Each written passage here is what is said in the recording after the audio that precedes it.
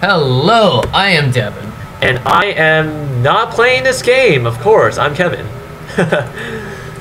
Doesn't make any sense when you say it beforehand. Alright, so we have the 2v2 as game 3. There he is, Agent Skittles, my man Kevin. The 2v2, always game 3. We have Siren, the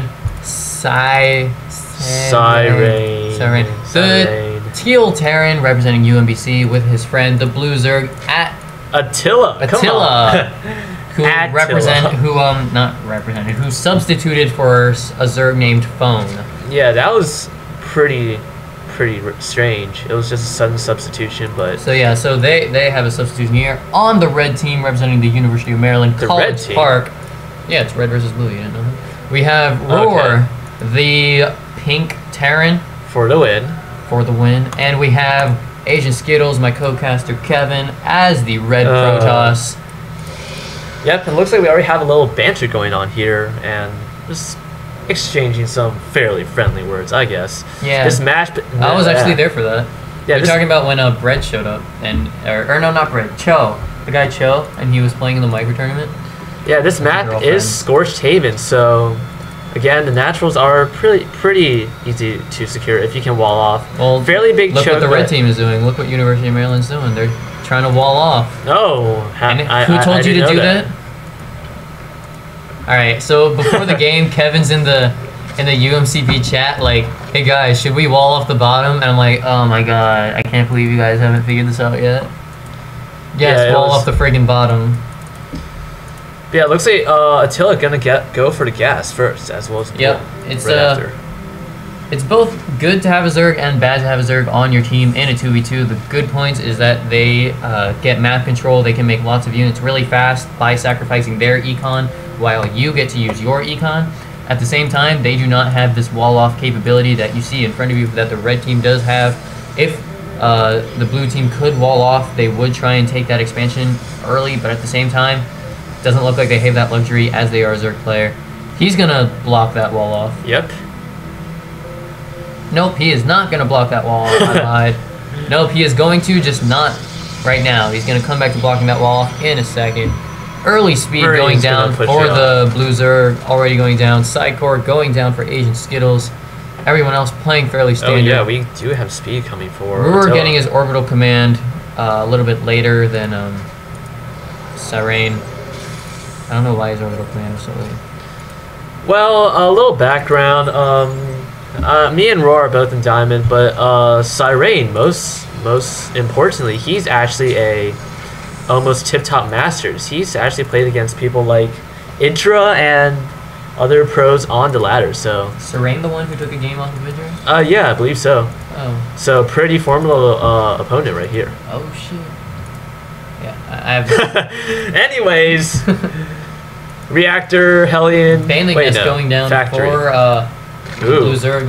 Never mind. Guess canceled. So we have the warp gates coming out for our red player Agent Skittles, who is not getting any more probes. He is bad with them probes. No, it looks like it stopped at 21. Not is sure he four-gating? He wouldn't four-gate, would he?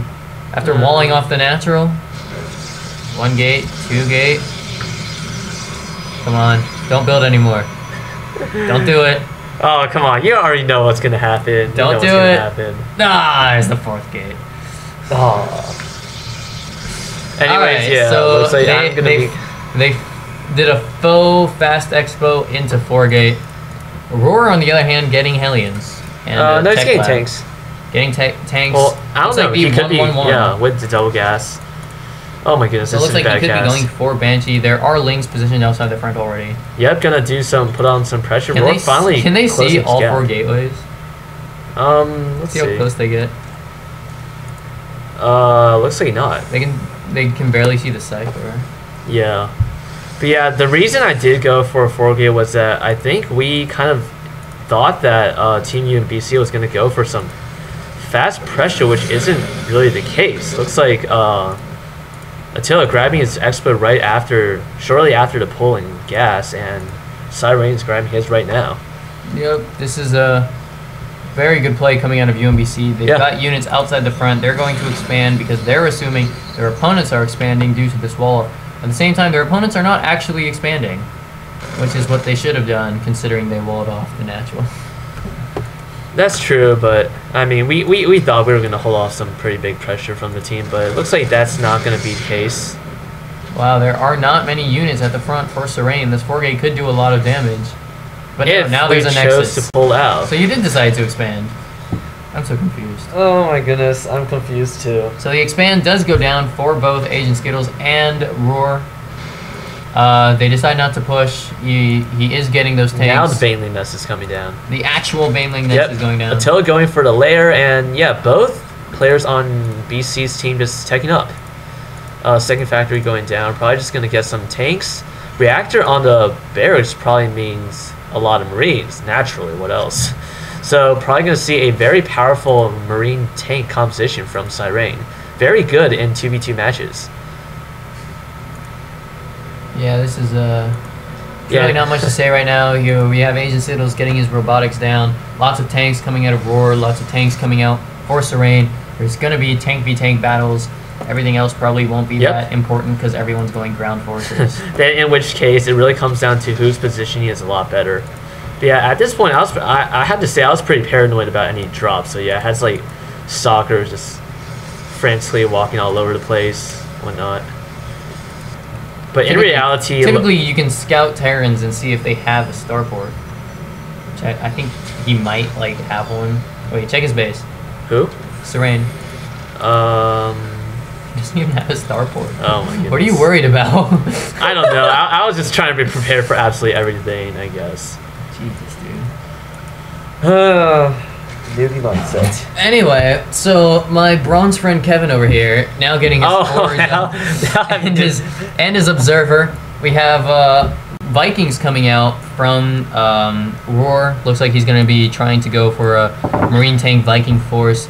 At the same time, we have Spire coming down for our Zerg buddy Attila, getting that mutilating force. Very standard for Zergs to do that harassment in these 2v2s. Meanwhile, Serene will be getting the tanks up, and while the army pulls back to deal with the Mutalists, the tanks can slowly move forward. Yeah, I had to say that Team UMCP really lost a timing window to push. I mean, during that time, all UMBC had was pretty much this bunker and a couple of links parked outside. I blame Agent Skittles. I blame him too. What a bad player. We have the NG Bay going down for Roar, but it's already down. Typical stuff. Both already players down for Serene, who is getting +1 attack, stim pack, and double tank production right now. So it looks like Team UMBC might be going for a well-orchestrated timing push. Well, considering the 7 mutas that just popped, yes. Yep. No, 7 more on top of that. Well, there's 5, I think, that have popped, plus the 2 that are still in production. Ooh, a little bit of lag. As we drop down to literally 1 FPS. Oh my goodness.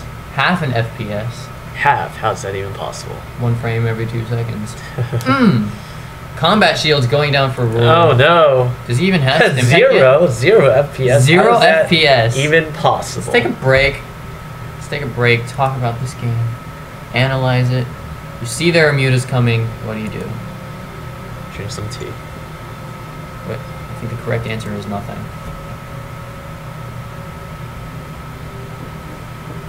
Oh, you got your robotics support right now. So you are making Colossus. Yay, Colossus! What You have was ground that? level 1. Anyway, Oh so my now goodness. that Kevin is done downloading mature content, we are back.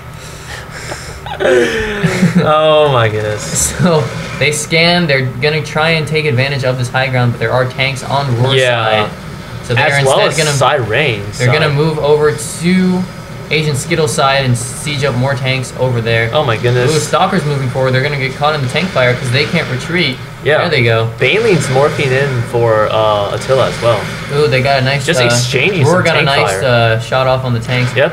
But at the same time, he's sieging up on his cliffs, and there's no siege up on Agent Skittle's cliffs because he's busy with Mutalists. Yeah. This is actually great play. They're using the Mutalists to protect that cliff from any long-range units, and thus they're going to keep the tanks there, and they can also use the Mutalists to get vision. Not to Very great mention- placement. They're going to get that pylon at the edge of that cliff there. Yeah, so right now, Team UMCP is in quite a jiffy. We are contained Quite pretty the jiffy. well. There's so much jiffy going on that I would say that this jiffy is worse than all other jiffies. That's how much of a jiffy they are in. We're in a pickle. How would you say that then? They're in a pickle of jiffy. Okay. These tanks are just doing work on everything here. Amazing positioning by UMBC. Mutalisk able to come forward, draw out units.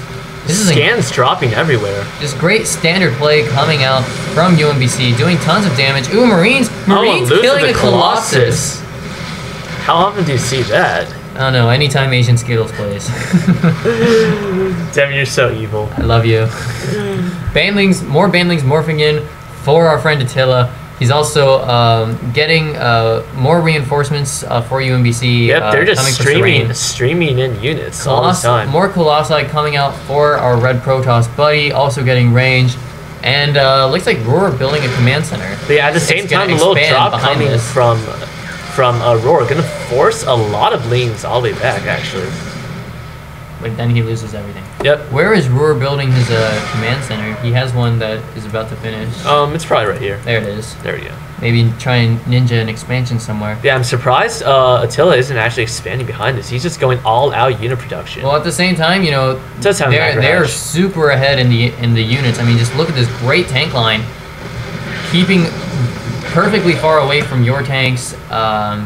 About to elevator up into Asian Skittles main. Yeah, it's not looks like you could have done anything about it. I mean, whatever. Oh, about to lose another Colossus. Yep, and at this point, the meter count is just so high, it's pretty much... Pro force fields? No, awful force fields. Your zealots all got trapped. Well. No! Muta's in his base, Marines in his base. Roar still only has a few tanks. If we go over to the units tab, we see that there are 11 tanks out for Serene to the 5 tanks of Roar. The Marines going haywire in this base. A bit of force fields to not gonna do much. Not do anything. This is rough. UMBC just has UMD completely pinned back in their base. And there's not much, looks like not much Team UMC can really do. Losing meter count is just overwhelming at this point. How many mutas are there? We still are on the units tab. 21 mutas. Wow. On the map right now. Looks like Roar was not able to successfully expand to the bottom because there is a hatchery down there. Oh, so that's true. That's rough. I agree. So yeah, just tanks everywhere. Marines coming in to try and help, but they're not. They're gonna be intercepted by these tanks. In your face. I think literally they could just A-move at the UMBC could just A-move at this point. Yeah, that's true, but they're still playing pretty conservatively. Yeah, they're doing nice. They're playing standard, but they are way ahead in the worker count. Asian Skittles with 25 workers, 51 for Serene, 52 for our Zerg buddy Attila, 57 coming out of Roar, the highest SCV count on the map. But then again, it's hard when your partner has half the workers that you do. Indeed, it looks like we have a little bit more lag here. So while it lags, let's discuss this game. We had an early strong opening out of both players. We had the 4-gate from Asian Skittles and some tanks coming up for Roar. They decided not to push and expanded instead. And Serene and Attila did just a great job macroing up, keeping themselves defended should the push come. The push did not come, unfortunately, and now they have a huge production of tanks and Mutalisks to just absolutely obliterate this force of Marine tanks. Yeah, I'm really not sure what UMCP can do at this point. This is actually absolutely amazing 2v2 play coming out of UMBC. There is now a command center flying over a hatchery on the bottom part of the map, so that's fine. Time to retreat that command. And yeah, it looks like... and here comes the final run by. Yep. To take out the rest of the units. GG from Asian Skittles, and he leaves, and Roar GG's, and that will be the win for UMBC. As the frame rate drops to 2. There you go. I believe that was it. Yep, that was it. So yeah, that was the game. As oh my goodness, 3,000 minerals for Roar, 2,000 gas. How much do you have? Nothing, because you left. Well, maybe he just got everything I had, but yeah, I believe there was actually a very high mineral count for both of you at some point, because just production had to stop as you tried to hold off the attack. That's true. Oh well. So that brings the total to 2-1 in UMBC's favor, going on to game 4. All right. Should be fun.